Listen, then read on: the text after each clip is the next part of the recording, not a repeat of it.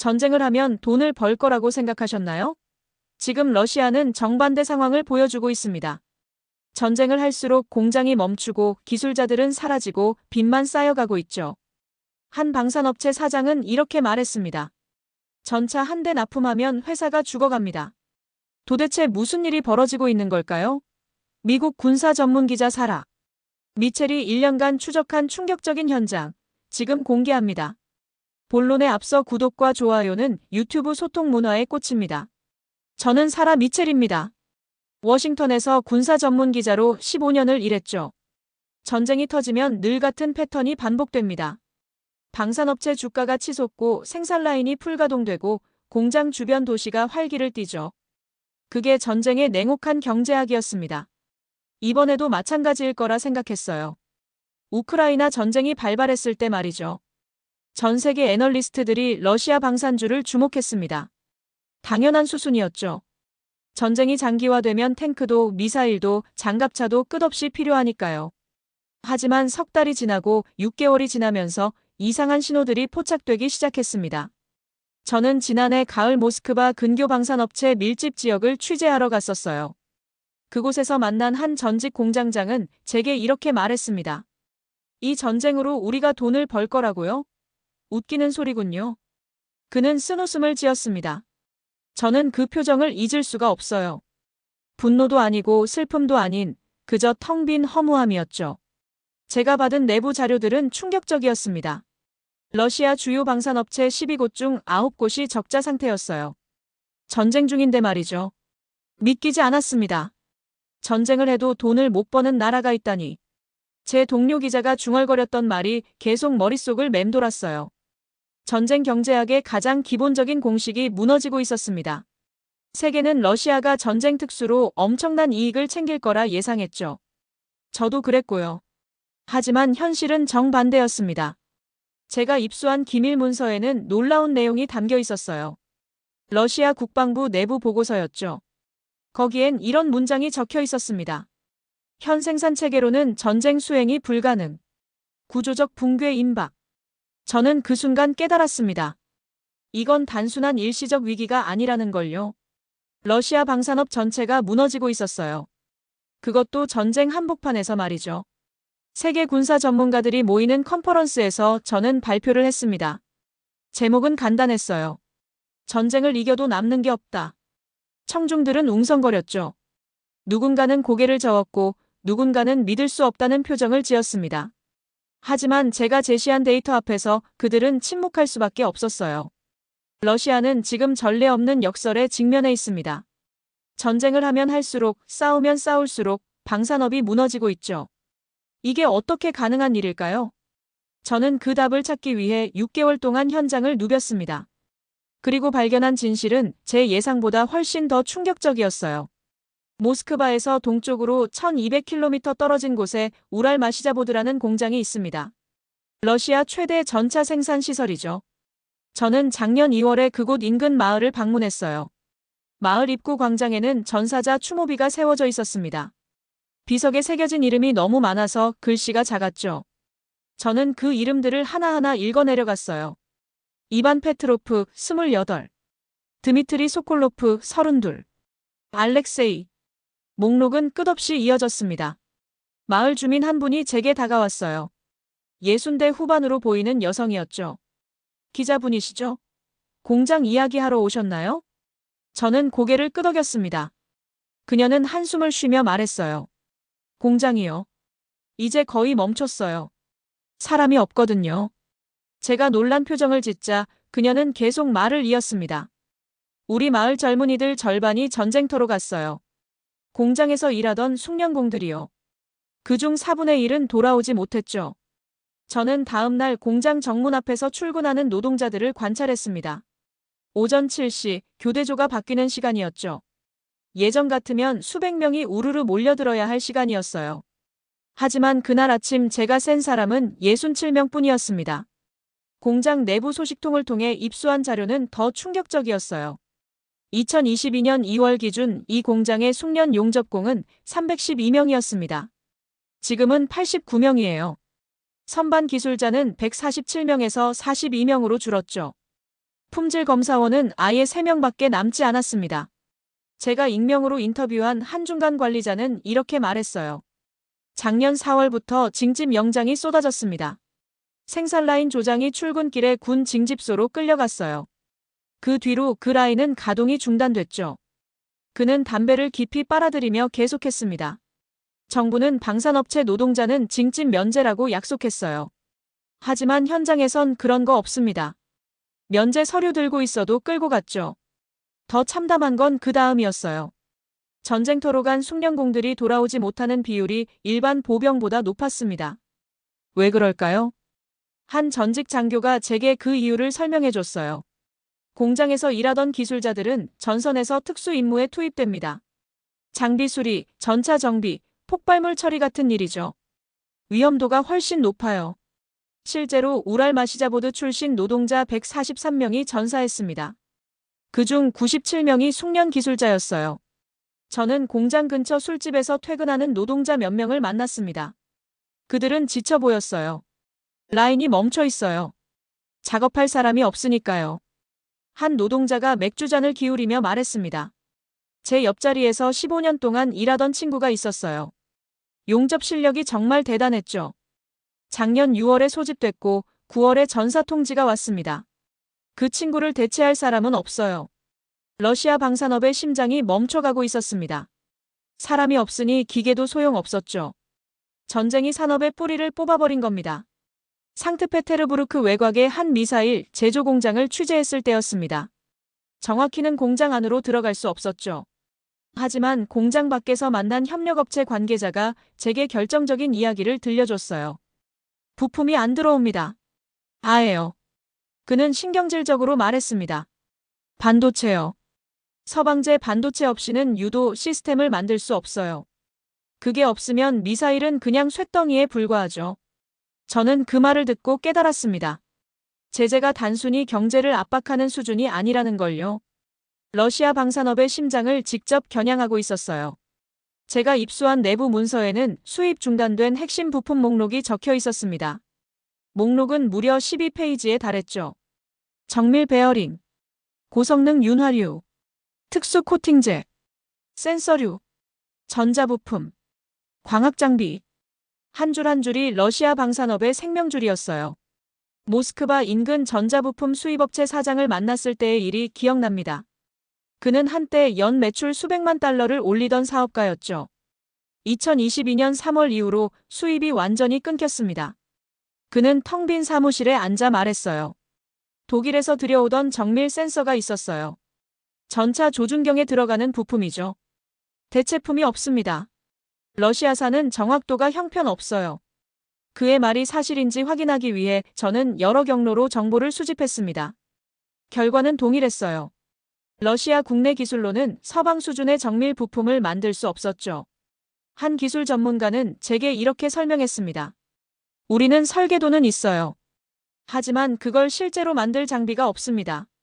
그 장비를 만들 공작 기계도 수입품이거든요. 악순환이었습니다. 제가 방문한 한 전차 공장에서는 생산 라인이 절반만 가동되고 있었어요. 조립은 가능하지만 핵심 부품이 없어서 완성을 못하는 상황이었죠. 저기 보이는 전차들요. 한 노동자가 공장 한쪽을 가리켰습니다. 완성도가 70%예요. 하지만 나머지 30%를 채울 부품이 없죠. 그냥 저렇게 세워둔 지 6개월째입니다. 저는 그 전차들을 바라봤어요. 위풍당당해 보이는 외관이었지만 속은 텅 비어 있었죠. 한 중간 관리자가 제게 조용히 말했습니다. 스위스에서 들여오던 정밀 공작 기계가 있었어요. 그걸로 포신 내부를 가공했죠. 지금은 그 기계가 고장났는데 수리를 못합니다. 부품을 못 구하거든요. 그는 한숨을 쉬었습니다. 중국에서 비슷한 걸 들여왔어요. 하지만 정밀도가 떨어져요. 그걸로 만든 포신은 명중률이 20%나 떨어집니다. 제재는 단순히 수입을 막는 게 아니었어요. 러시아 방산업의 기술적 토대 자체를 흔들고 있었습니다. 야로슬라블의 한 항공기 부품 공장은 아예 문을 닫았어요. 프랑스제 특수 합금을 쓸 수 없게 되면서 생산이 불가능해졌죠. 저는 그곳에 폐쇄된 정문 앞에 서 있었습니다. 녹슨 자물쇠가 달린 철문이었어요. 300명이 일하던 공장이 이렇게 사라졌습니다. 제가 취재 중 가장 충격적이었던 건 이 부분이었어요. 정부가 자국 방산업체에 돈을 주지 않는다는 사실이죠. 저는 니즈니 노브고로드의 한 장갑차 제조업체 대표를 만났습니다. 그는 지쳐 보였어요. 작년 6월에 장갑차 150대를 납품했습니다. 그는 서류 더미를 제 앞에 펼쳤습니다. 계약 금액은 8천만 루블이었어요. 지금까지 받은 건 2,500만 루블뿐입니다. 나머지는 언제 들어올지 모르죠. 저는 놀라서 물었습니다. 정부가 대금을 안 주나요? 그는 쓴웃음을 지었습니다. 밀리고 밀려서 지금 미지급금이 5,500만 루블이에요. 우리 회사 연 매출이 1억 2천만 루블인데 말이죠. 이건 단순한 지연이 아니었어요. 구조적인 문제였습니다. 제가 접촉한 13개 방산업체 중 11곳이 비슷한 상황이었어요. 정부 미지급금이 쌓여가고 있었죠. 한 재무 담당자는 제게 이렇게 설명했습니다. 국방부 예산은 정해져 있어요. 하지만 전쟁이 장기화되면서 지출이 기하급수적으로 늘었죠. 돈이 모자라는 겁니다. 그녀는 스프레드시트를 보여줬어요. 이게 올해 분기별 미지급 추이예요. 1분기 3억 루블, 2분기 9억 루블, 3분기 15억 루블. 계속 늘고 있죠. 가장 심각한 사례는 크론슈타트라는 드론 제조사였습니다. 저는 그 회사 임원을 만났어요. 우리는 정찰 드론을 만듭니다. 그는 말했습니다. 작년 한 해 동안 1,200대를 납품했어요. 총액 4억 2천만 루블 규모죠. 받은 건 절반도 안 됩니다. 그는 창밖을 바라봤어요. 다음 달 급여를 못 줄 것 같아요. 부품업체 대금도 3개월째 밀렸습니다. 우리한테 돈이 없어요. 정부가 안 주니까요. 저는 물었습니다. 그럼 생산을 중단하면 되지 않나요? 그는 고개를 저었습니다. 계약서에 명시돼 있어요. 일방적 중단 시 위약금이 계약 금액의 50%입니다. 우리가 낼 수 없는 금액이죠. 함정이었습니다. 생산하면 적자가 쌓이고 중단하면 파산하는 구조였어요. 모스크바의 한 경제연구소 소장이 제게 이렇게 말했습니다. 러시아 정부는 전쟁 자금 조달에 실패하고 있어요. 외환 보유고는 묶였고 세수는 줄었죠. 방산업체에 줄 돈이 없습니다. 숫자는 냉정했어요. 2024년 상반기 기준 러시아 정부의 방산업체 미지급금은 총 3조 7천억 루블에 달했습니다. 한 업체 사장은 절박하게 말했습니다. 전차를 만들었어요. 납품했죠. 하지만 돈을 못 받으면 우리 회사가 죽습니다. 이게 말이 됩니까? 돈 없는 전쟁. 그게 러시아가 직면한 현실이었어요. 제가 만난 한 탱크 제조업체 재무이사는 제게 계산기를 내밀었습니다. 이걸 직접 계산해보세요. 그는 말했습니다. 정부와 계약한 전차 단가는 대당 1억 5천만 루블이에요. 2022년 기준 가격이죠. 그때 계약했으니까요. 저는 끄덕였습니다. 문제는 부품 가격이에요. 그가 계속했습니다. 엔진 들어가는 특수강. 2022년엔 톤당 8만 루블이었어요. 지금은 23만 루블입니다. 거의 3배죠. 저는 계산기를 두드렸어요. 한 대당 원가가 1억 7천만 루블이 나왔습니다. 2천만 루블 적자네요. 제가 말하자 그는 쓴웃음을 지었습니다. 더 있어요. 전기료가 2배 올랐고 운송비도 올랐죠. 실제 적자는 대당 3,500만 루블 정도 됩니다. 이건 말도 안 되는 구조였어요. 만들면 만들수록 손해를 보는 시스템이었죠. 제가 물었습니다. 그럼 가격 재협상은요? 그는 고개를 저었습니다. 국방부는 계약서를 들이밉니다. 단가 인상 조항이 없어요. 우리가 서명했으니 우리 책임이라는 거죠. 한 중소방산업체 사장의 이야기는 더 참담했어요. 우리는 장갑차 부품을 만들어요. 방탄판이죠. 그는 말했습니다. 계약 단가는 장당 6만 루블이에요. 지금 원가는 10만 루블입니다. 장 하나 만들 때마다 4만 루블씩 손해예요. 저는 물었습니다. 그럼 왜 계속 만드나요? 그는 허탈하게 웃었습니다. 안 만들면 계약 위반이에요. 공장 압류당하고 사장인 저는 형사처벌 받습니다. 러시아 전시 계엄법이 그래요. 저는 러시아 전역의 방산업체 재무제표를 분석했습니다. 결과는 충격적이었어요. 주요 방산업체 27곳 중 23곳이 작년 한 해 적자였습니다. 총 적자액은 2조 4천억 루블에 달했죠. 한 경제학자가 제게 설명했습니다. 소련 시절엔 정부가 원가를 보전해줬어요. 하지만 지금은 시장 경제 시스템과 계획 경제 시스템이 뒤섞여 있죠. 최악의 조합입니다. 제가 만난 한 회계사는 이렇게 말했습니다. 제 고객사 중 한 곳은 미사일 부품을 만들어요. 작년 매출이 30억 루블이었는데 순손실이 12억 루블이에요. 올해는 더 심할 겁니다. 그녀는 한숨을 쉬었습니다. 이렇게 가면 내년 중반에 파산이에요. 생산을 멈출 수도 없고 계속하면 망하고. 어떡하라는 건지 모르겠어요. 니즈니타길의 한 공장장은 절규했습니다. 정부는 우리더러 애국심으로 버티라고 해요. 하지만 애국심으로 직원 급여를 주고 은행 대출을 갚을 순 없잖아요. 러시아 방산업은 지금 역설적인 상황에 빠져 있었습니다. 전쟁을 위해 더 많이 생산할수록 더 빨리 파산으로 다가가는 구조였죠. 전차 한 대를 만들면 회사가 조금씩 죽어가는 겁니다. 저는 작년 10월 타타르스탄의 한 탄약 공장 인근 마을에 있었습니다. 그날 새벽 드론 공격이 있었어요. 제가 도착했을 때 공장 외곽 연료 저장소에서 아직 연기가 피어오르고 있었습니다. 소방차 5대가 진화 작업 중이었죠. 한 공장 직원이 제게 다가왔어요. 이번이 3번째예요. 그는 말했습니다. 6월, 8월, 그리고 오늘. 매번 드론이 날아옵니다. 우크라이나제 드론이죠. 저는 파괴된 시설을 바라봤어요. 대형 연료 탱크 2개가 완전히 뒤틀려 있었습니다. 이거 복구하는데 얼마나 걸리나요? 제가 묻자 그는 고개를 저었습니다. 몰라요. 부품을 구할 수 있다면 3개월. 하지만 부품이 없어요. 전쟁이 전선을 넘어 러시아 본토로 왔습니다. 우크라이나는 드론과 미사일로 러시아 방산 인프라를 직접 타격하고 있었어요. 제가 입수한 정보에 따르면 작년 한 해 동안 러시아 영토 내 방산 관련 시설 공격은 총 67건이었습니다. 폭발물 공장 9곳, 조선소 4곳, 연료 저장소 12곳, 철도 허브 21곳, 군수품 창고 21곳. 한 군사 분석가가 제게 설명했습니다. 우크라이나는 단순히 방어만 하는 게 아니에요. 러시아의 전쟁 수행 능력 자체를 깎아내리고 있죠. 사마라의 한 물류 담당자는 제게 이렇게 말했습니다. 철도가 문제예요. 주요 간선이 계속 공격당하고 있어요. 그는 지도를 펼쳤습니다. 이 노선이 끊기면 우랄 지역 공장들로 부품 수송이 불가능해요. 우회로를 쓰면 시간이 2배 걸리죠. 제가 방문한 한 미사일 공장은 7개월째 가동률이 30%에 불과했어요. 이유를 물었더니 관리자가 답했습니다. 천연가스 공급이 불안정해요. 파이프라인이 2번 공격당했거든요. 가스 없이는 용광로를 돌릴 수가 없어요. 브리안스크의 한 전자부품 공장은 아예 폐쇄됐습니다. 변전소가 파괴되면서 전력 공급이 끊겼기 때문이죠. 복구 비용만 6억 루블이래요. 한 지역 주민이 제게 말했습니다.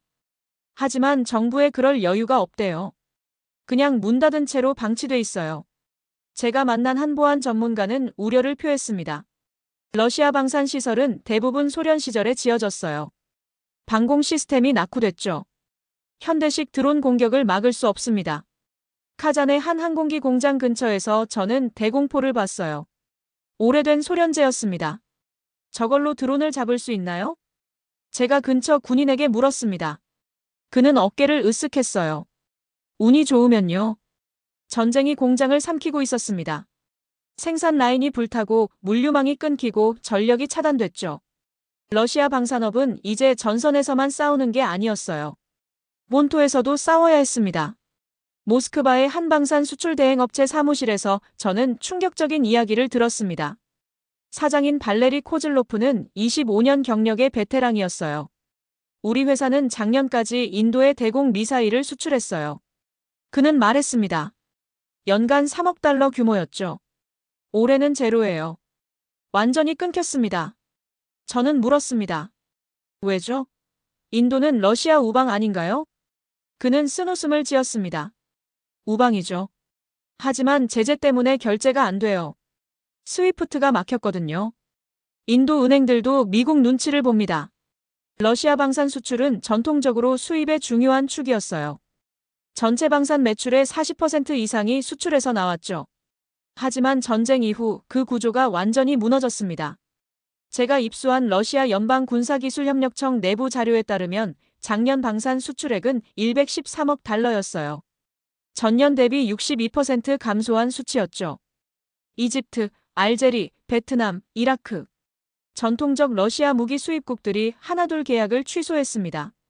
저는 카이로의 한 이집트 국방부 관계자와 전화 인터뷰를 했어요. 러시아제 전차를 주문했었죠. 200대요. 그는 말했습니다. 하지만 납기가 계속 밀렸어요. 결국 우리는 계약을 파기하고 한국산 전차로 전환했습니다. 한국이었습니다. 폴란드도 마찬가지였죠. 한 유럽 무기 중개상이 제게 말했습니다. 러시아 무기는 지금 신뢰도가 바닥이에요. 우크라이나 전쟁에서 성능이 형편없다는 게 드러났거든요. 그는 계속했습니다. T-14 탱크가 자벨린 미사일에 속수무책으로 당하는 영상 봤죠? 그게 다 유튜브에 올라와 있어요. 어느 나라가 저걸 사겠어요? 제가 만난 한 인도네시아 국방 담당관도 비슷한 말을 했습니다. 우리는 러시아제 수호의 전투기 도입을 검토했어요. 하지만 우크라이나 상공에서 격추되는 걸 보고 계획을 취소했죠. 러시아 방산 수출의 붕괴는 단순히 매출 감소만을 의미하지 않았어요. 더 근본적인 문제가 있었습니다. 모스크바의 한 방산 연구소 소장이 설명했습니다. 러시아 방산업은 수출로 먹고 살았어요. 수출 수익으로 연구개발을 하고 생산 라인을 유지했죠. 그게 끊기면 전체 시스템이 무너집니다. 실제로 주요 방산업체들의 연구개발 예산은 작년 대비 평균 73% 삭감됐어요. 한 전직 설계사가 제게 말했습니다. 신형 전투기 개발 프로젝트가 중단됐어요. 돈이 없대요. 우리 팀 23명 중 16명이 해고됐죠. 중국마저 러시아 무기 수입을 줄였습니다. 한 베이징의 국제관계 전문가가 제게 귀띔했어요. 중국은 이제 러시아 무기가 필요 없어요. 자체 기술이 앞서거든요. 오히려 러시아가 중국 부품을 사는 형국이죠. 수출 시장에서 러시아는 한국, 터키, 이스라엘 같은 신흥 방산국에 밀리고 있었습니다. 가격 경쟁력도 기술력도 신뢰도도 모두 뒤처졌죠. 돈도 사람도 부품도 이제 수출마저 사라졌어요. 한 업계 관계자가 절망적으로 말했습니다. 러시아 방산업의 마지막 생명줄이 끊어지고 있었습니다. 저는 지난 1년간의 취재를 정리하며 모스크바의 제 호텔방에 앉아 있었습니다. 노트북 화면에는 수백 개의 인터뷰 파일과 문서들이 정리돼 있었어요. 숫자들이 그려내는 그림은 명확했습니다. 이건 단순한 위기가 아니었죠. 체계 전체의 붕괴였어요. 제가 만난 한 경제학자의 말이 떠올랐습니다. 스탠퍼드 출신의 러시아계 미국인 교수였죠. 러시아 방산업은 지금 5개 기둥이 동시에 무너지고 있어요. 그는 화이트보드에 그림을 그리며 설명했습니다. 인력, 부품, 자금, 인프라, 수출. 이 5개가 서로 얽혀 있죠. 하나가 무너지면 나머지도 연쇄 붕괴합니다. 저는 실제로 그 연쇄 붕괴를 목격했어요. 예카테린부르크의 한 장갑차 공장이 문을 닫았습니다. 인력이 없어서였죠. 그러자 그 공장에 부품을 납품하던 협력업체 7곳이 연달아 도산했어요. 그 업체들 직원 320명이 실직했습니다. 이건 단순한 경제 문제가 아니었어요. 국가 안보의 근간이 흔들리는 상황이었죠. 워싱턴의 한 국방부 관계자가 제게 비공개로 이렇게 말했습니다. 우리 분석으로는 러시아가 현 수준의 전쟁을 3년 이상 지속하기 어려워요. 방산 능력이 그때쯤 완전히 고갈될 겁니다. 저는 다시 러시아로 날아갔습니다. 마지막 확인이 필요했어요. 이르쿠츠크의 한 항공기 공장을 방문했을 때 제가 본 광경은 충격적이었어요. 거대한 조리폴이 텅 비어 있었습니다. 기계들은 멈춰 있었고 인적이 드물었죠. 여기서 일하는 사람이 몇 명이나 되나요? 제가 물었습니다. 지금요? 113명이요. 관리자가 답했습니다. 6년 전엔 1200명이었어요. 그의 목소리에는 허탈함이 묻어났습니다. 저는 페름의 한 엔진 제조 공장도 갔어요. 그곳 사장은 제게 장부를 보여줬습니다. 작년 생산량이 62개였어요. 1년 전엔 307개였죠. 그는 한숨을 쉬었습니다. 우리는 끝났어요. 인정하기 싫지만 그게 현실입니다. 한 러시아 국방 전문가가 제게 조심스럽게 말했습니다. 소련이 무너질 때도 이 정도는 아니었어요. 그땐 적어도 시설과 인력은 남아 있었죠. 지금은 그마저 사라지고 있어요. 저는 숫자들을 다시 확인했습니다. 러시아 주요 방산업체 27곳의 평균 가동률은 38%, 숙련 노동자 감소율은 62%, 연구개발 투자 감소율은 73%, 수출 감소율은 62%. 모든 지표가 붕괴를 가리키고 있었습니다.